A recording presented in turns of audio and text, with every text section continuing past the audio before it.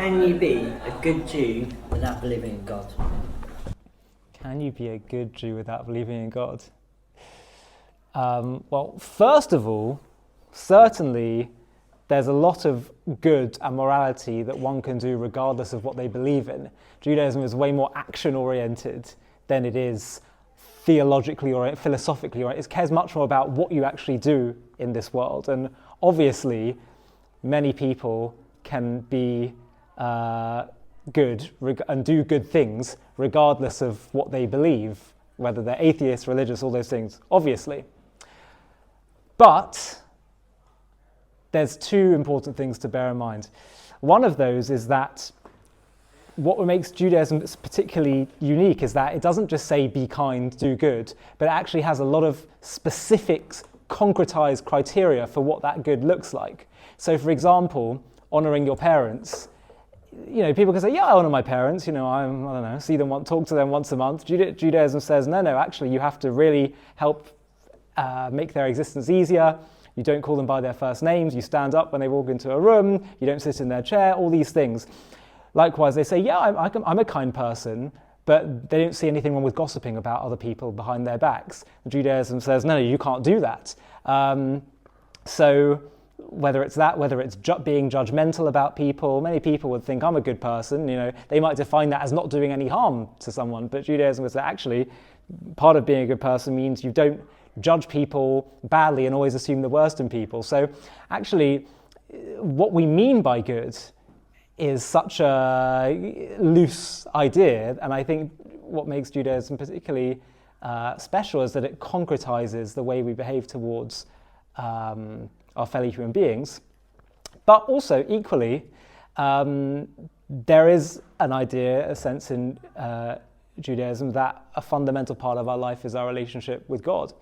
And so people that don't have that relationship are missing, from Judaism's point of view, a critical component of what it means to live a good life.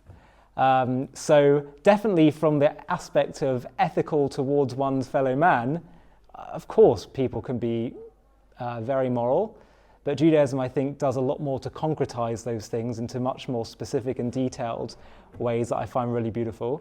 But then there's also the more divine element between man and his creator, and also man and himself. There's a lot of inner work in terms of working on one's own anger and laziness and just moral accountability that society in general wouldn't see as being something that's essential to being good, but Judaism might say actually there's a lot there in that. So you could be a good person and a bad Jew. Yeah, that's a good way of putting it. But the Or not so good Jew. It depends how. It depends what we're defining by good, basically. You know, if good means. That's the open question. Right. Listen, a lot of people I think define good as like not doing harm. They're like, yeah, I'm a good person. Well, what is it that makes you a good person? Well, I don't murder, I don't steal, and like, okay, great. That's a good but that would, I think, is more you're not bad. Good is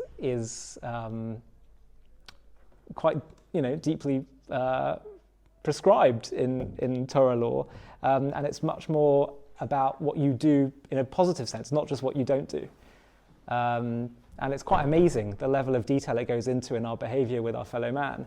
Like charity, for example, giving 10% to charity, it lists levels of charity. So it says that, the lowest form is when you give someone money face to face, because there's embarrassment and shame. Better to do it anonymously where they don't know, so they don't feel that shame. Even better is to give someone a job, which means they can start to support themselves.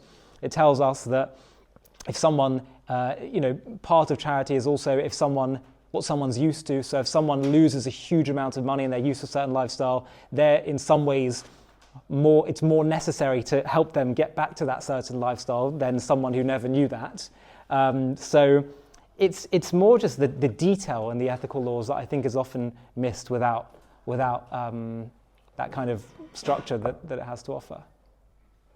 Hi, thank you so much for watching. To watch another one, click here. To stay up to date with all our content, click here to subscribe. And if you're able to, you can help support JTV to grow and grow by clicking join below this video, where you can become a member and get perks including early access to videos and private live discussions with me. But most of all, you'll be partnering with us on our mission to change the world.